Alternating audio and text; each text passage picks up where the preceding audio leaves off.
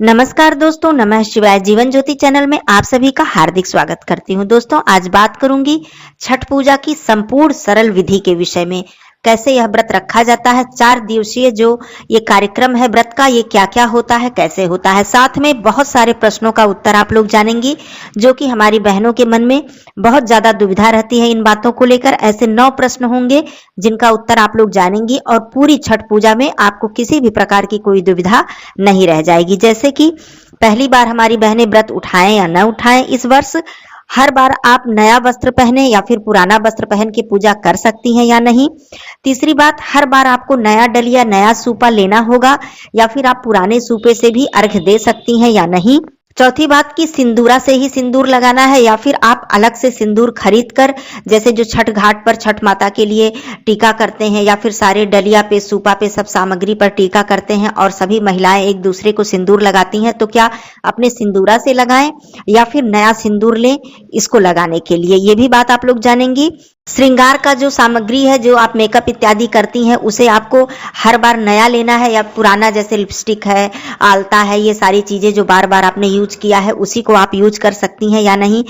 और सबसे जरूरी बात कि आपका जो खरना का प्रसाद इत्यादि है, फिर जो छठ पूजा का आप लोग ठेकुआ प्रसाद इत्यादि बनाती हैं, वो अपने रसोई घर के चूल्हे पे बना सकती हैं या फिर आपको नया चूल्हा अलग से लेना होगा या नहीं। दूसरी बात, बर्तन, जो पात्र जिसमें कि हम लोग प्रसाद बनाते हैं और खरना का भोग प्रसाद बनाते हैं, सारी चीजें जितनी भी छठ पूजा से संबंधित हम लोग भोग प्रसाद या भोजन बनाते हैं, उसके लिए नया बर्तन लेना होगा या फिर आपने रसोई घर का ही बर्तन यूज करें। दूसरी चीज, 4 दिन का जो ये 4 दिवसीय व्रत होता है, इसे क्या चारों दिन का करना आवश्यक है या फिर एक दिन का छठ व्रत माताएं बहनें कर सकती हैं, ऐसा नियम या नहीं कर सकती हैं।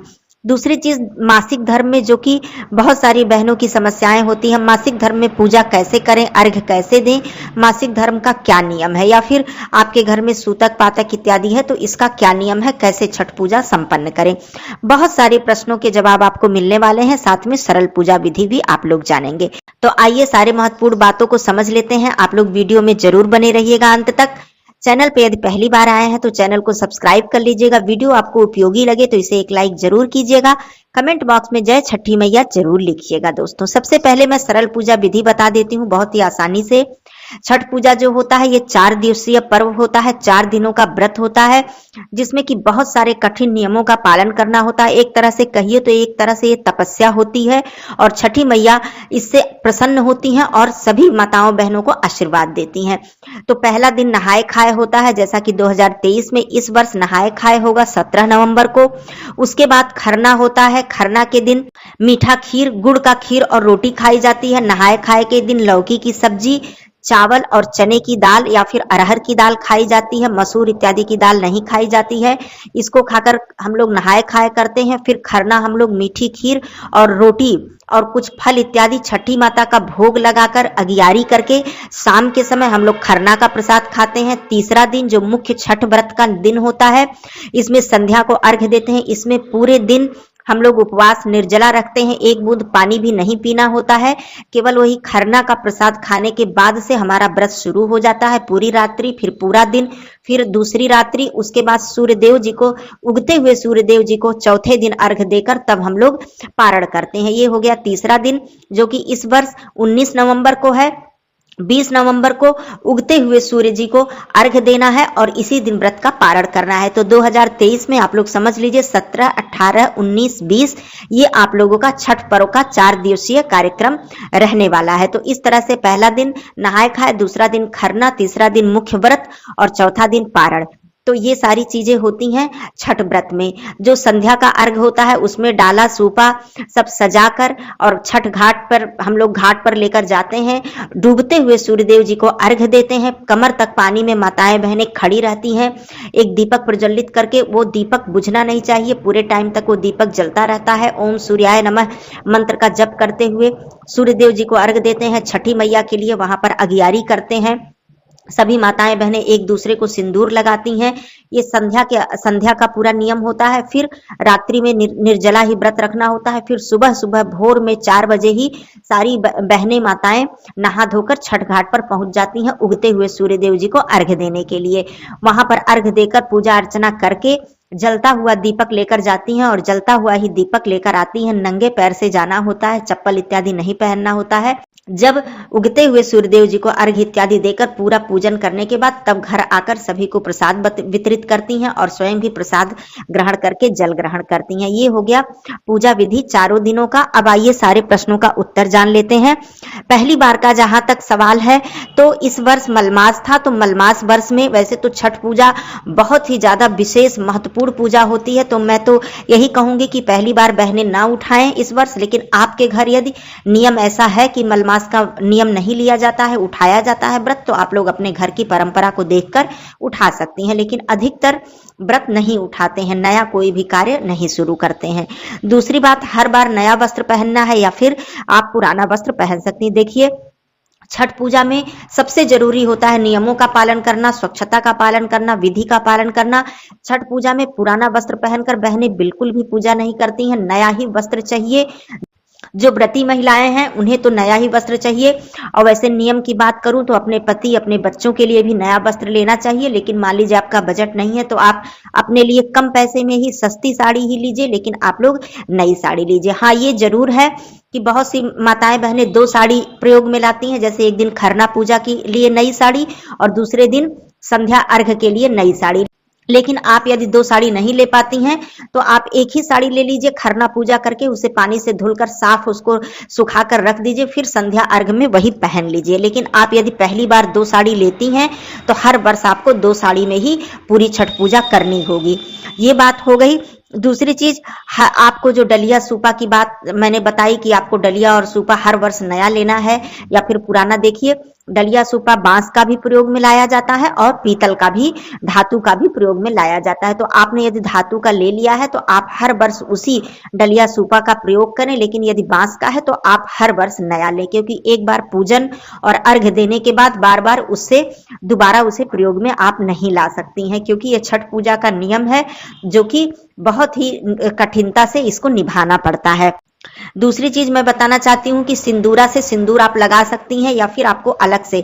देखिए, सिंदूरा से सिंदूर तो हम लोग लगाते हैं क्योंकि हमारा सिंदूरा है, उससे हमें सिंदूर लगाना ही चाहिए। आप घर पर अपने सिंदूरा से सिंदूर लगा सकती हैं, कोई दिक्कत नहीं है। जब आप पूजा करने के लिए जा रही हैं तो अपने सिंदूरा से नाक से लेकर मांग पूरा भर सकती हैं। लेकिन जब वहां पर आप जो छठ पूजा में यूज करेंगी सिंदूर, वहां पर आप टीका करेंगी, छठ माता के लिए आप सब डलिया पे सूपा पे टीका करती हैं और सभी औरतों को सिंदूर लगाया जाता है, शुभ होता है ऐसा करना। तो उसके लिए आप नया पैकेट या नया डिब्बी का सिंदूर ले लें, क्योंकि आप अपने सिंदूरा से ही सबको सिंदूर नहीं लगा सकती हैं। यदि आपके यहाँ ऐसे नियम है ऐसा कुछ तो आप कर सकती हैं, लेकिन जो नियम है मैं बता रही हूँ कि आप नया सिंदूर घाट पर ले जाने के लिए, पूजा के लिए नया सिंदूर ले लें, उसी से आप पूजन करें और बाद में स्वयं और किसी को भी उसमें से सिंदूर आप लगा सकती हैं। क्योंकि एक बार जब उससे आपने पूजन कर दिया तो प्रसाद हो जाता है, तो आप बाद में सभी महिलाओं को और स्वयं भी उससे सिंदूर लगा सकती हैं। दूसरी चीज, मैं श्रृंगार की बात करूं कि क्या हर बार आपको नया श्रृंगार लेना होगा। देखिए, श्रृंगार तो 16 श्रृंगार होते हैं। अब 16 श्रृंगार हर बार नया लेना तो संभव नहीं है। आप अच्छी तरह से 16 श्रृंगार कर लीजिएगा, आपके पास जो भी गहने इत्यादि हैं पहन लीजिएगा, लेकिन थोड़ा सुरक्षा का भी ध्यान रखिएगा। घाट पर जाना है, कैसी क्या सुरक्षा है वो आपको ध्यान देना है। बहुत ज्यादा गोल्ड के जेवर इत्यादि, जैसा आप देखिएगा कि कैसी जगह है, वहां पे सुरक्षा है या नहीं, उस हिसाब से कीजिएगा। लेकिन जहां तक देखिए, कुछ श्रृंगार की मैं बात बताऊं, जैसे आलता, जिस हम लोग पात्र में रखकर आलता लगाते हैं बार बार, मैं यही कहूंगी कि उसी पात्र से आप छठ पूजा के लिए आलता न लगाएं। आपका जो आलता का जो डिब्बा है उसको आपको बार बार नया लेने की जरूरत नहीं है, लेकिन आप साफ अलग पात्र में आलता निकालकर आलता लगाइएगा। बार बार उसी से आप अपने पैरों में लगाई हैं और फिर उसी वही आलता आप छठ पूजा के लिए बिल्कुल मत लगाइएगा। चूड़ी की जहां तक बात है, श्रृंगार में चूड़ी आप लोग चेंज कर लीजिएगा, क्योंकि चूड़ी अक्सर शुभ कार्यों में नई चूड़ी पहनने का विधान होता है। तो जिस तरह आप लोग नया वस्त्र पहनेंगी उस तरह से आप नई चूड़ी पहन लीजिएगा। बाकी जेवर इत्यादि तो आपकी जो भी मर्जी, आप आर्टिफिशियल ले लीजिए या गोल्ड का है पहन लीजिए, इसमें कोई दिक्कत नहीं है। हाँ, लिपस्टिक की मैं बात करूंगी, क्योंकि लिपस्टिक अगर ध्यान से आप सोचिए तो उसे जूठा माना जाता है। बार बार आप उसी को अपने होठ में लगा रही हैं, तो छठ पूजा ऐसा कठिन, ऐसी तपस्या है, ऐसा व्रत है कि आप उस लिपस्टिक का प्रयोग न करें। मैं तो यही कहूंगी कि आप लोग लिपस्टिक लिपस्टिक का जहां तक बात है, श्रृंगार में आप लिपस्टिक नया ले लीजिए, क्योंकि वो जूठा हो जाता है आप एक बार जब उसे प्रयोग में लाई।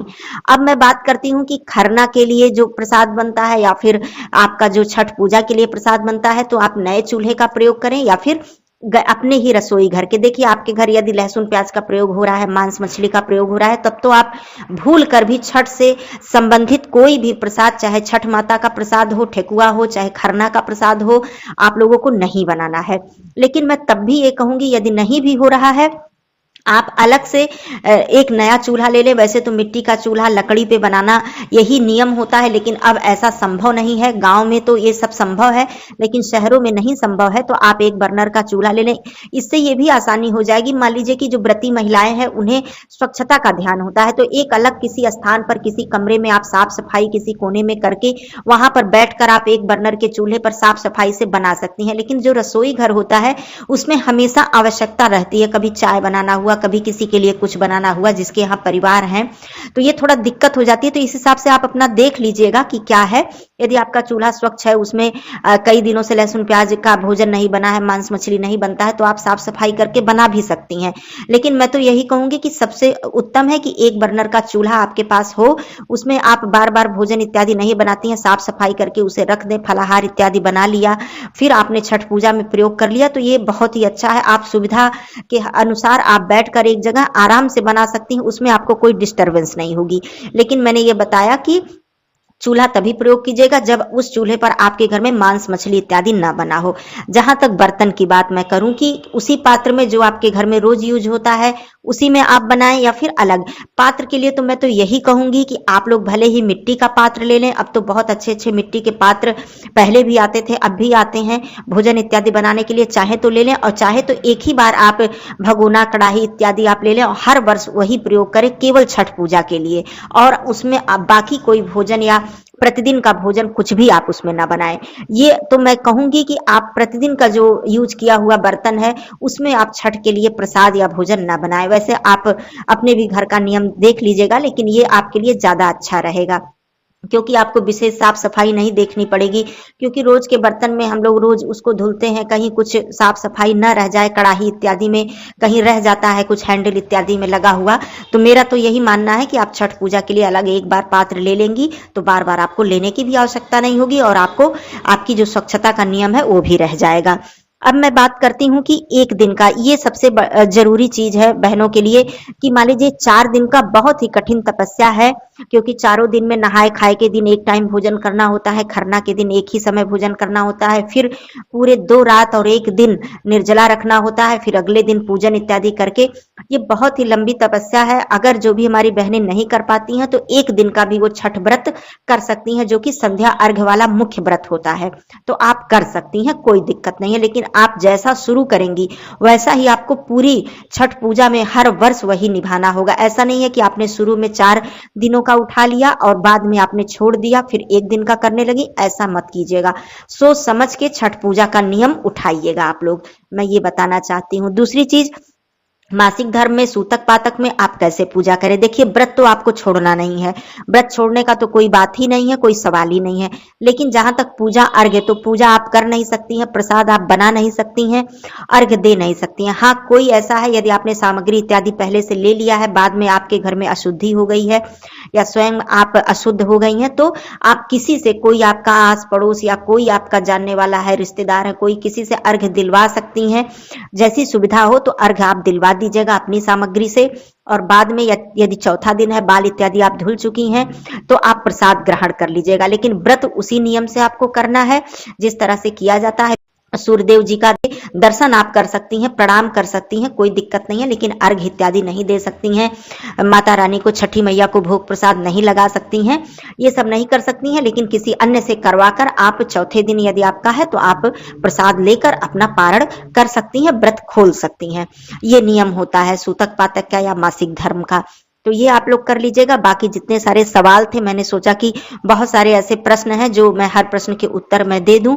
यदि और भी कोई प्रश्न हो तो आप लोग पूछ लीजिएगा, और अच्छे से आप लोग छठ पूजा जो है वो अच्छे से संपन्न हो। छठी मैया, सूर्यदेव भगवान जी आपके ऊपर सदा कृपा बनाए रखें, ऐसी कामना करती हूँ। फिर मिलती हूँ अगली वीडियो में, तब तक के लिए आप लोगों को धन्यवाद। नमः शिवाय, हर हर महादेव।